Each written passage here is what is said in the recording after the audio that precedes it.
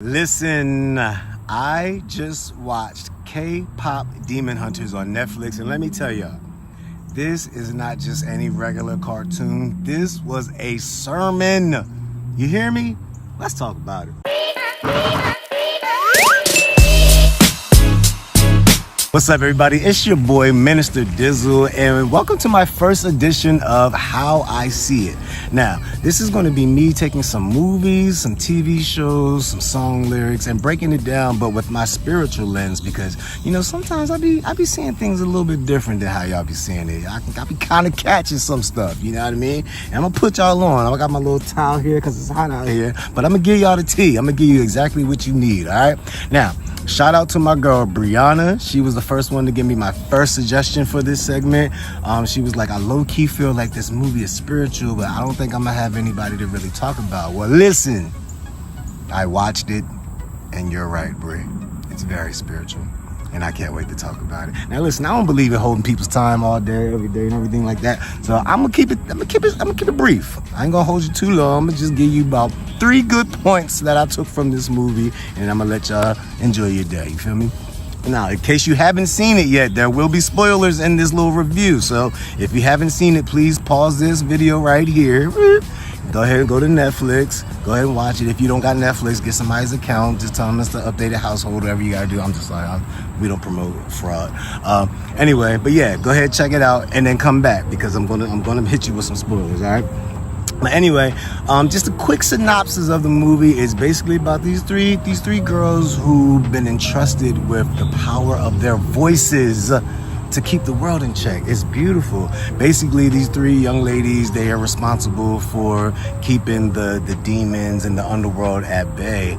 And it's like, it talks about how through generations, there's always been this voice of good that creates what's called a Hunmoon. I think it's called like that, a Hunmoon, which is like a barrier that protects the world from the evil influences, all right? Now, listen, like I said, I'm not going to hold y'all all day because I could really get deep into this drum, but I ain't going to do all of that. You know what I mean?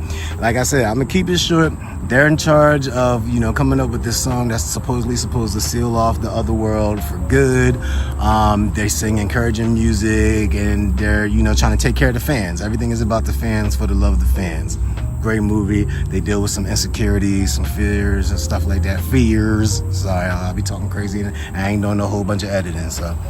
Anyway, they deal with their fears and issues, right?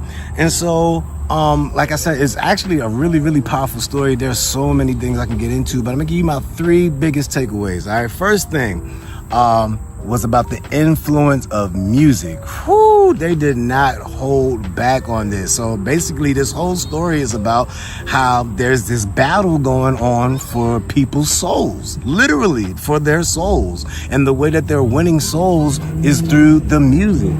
And man, I don't know if y'all know this or not, but that is real. Like, that is really real. Influence on music is such a real thing, and I hate when people try to act like it's not. Now, that's not an excuse to try to justify people who only think you should listen to one type of music. That's not what I'm saying, but we got to keep it real. There's definitely influence in music. You feel me?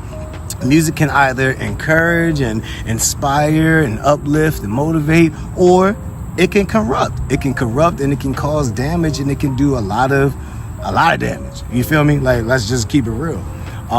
And so that's what this movie was hitting on, that the plot for the souls of men was going to be won through the influence of music. And again, that is something that's real, you know. That's why I even like one of my favorite influencers on here, Screwface Sean.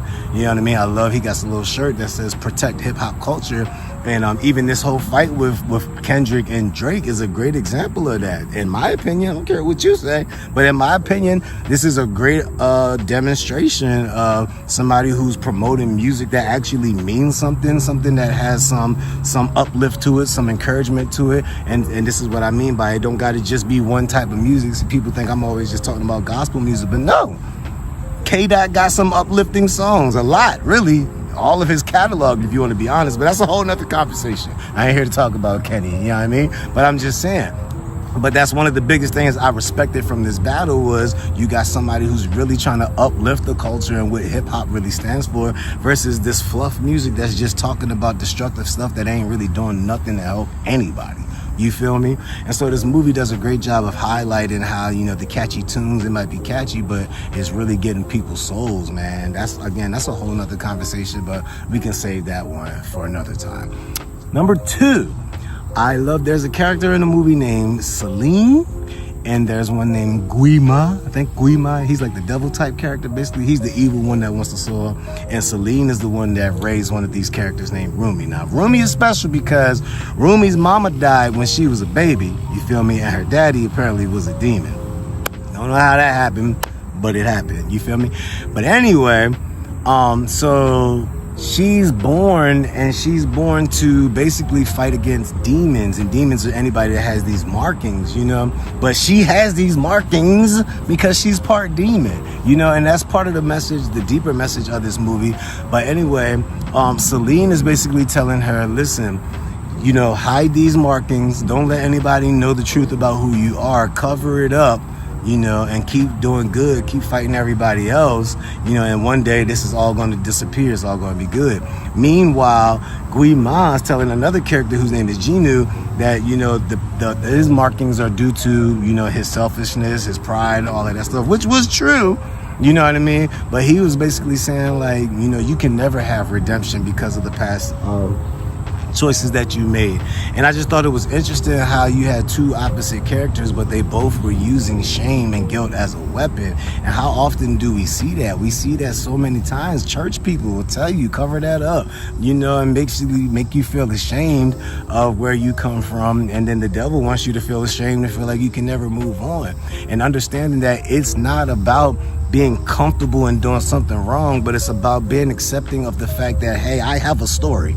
You know what I mean? And I wasn't always here, but I didn't stay down here either. There's a balance going on, and that's what people need to realize, that being a human, there's a balance going on of being up here and being down here, and it's all part of my story, you know? And that even lends it to my third part, which was love. Like, the biggest takeaway I got from this movie is that love always wins. You know what I mean? Love between Rumi and Genu is what broke him down and made him come around to the other side. That love that she had for herself, that was the most important thing. She had to learn that, you know what, it's not just my righteous parts, but it's my ratchet parts as well that make me who I am. And you know something else I peeped in this movie? I peeped how at one point she tried to take a little tonic because her voice was going, right? She tried to hit the little area, and it wasn't working, you know what I mean? And so her voice was going, and she tried to take this tonic, but then she realized that the tonic, like the little paper fell off, and it was just some grape juice. And I thought that that was deep, because we do that sometimes, right? We try to put tonic on things. We try to put tonic on our fears. We try to put tonic on the things that hurt us, you know what I mean? That unhealed trauma and that unhealed, you know, bondage that we've been in all our lives. Go ahead, man. Man, you see these bugs don't even want me to cook right now. I'm gonna keep cooking. We take tonic, right? We take things that we think are going to heal us, but they're not healing us, right? They're just addressing the symptoms in our life.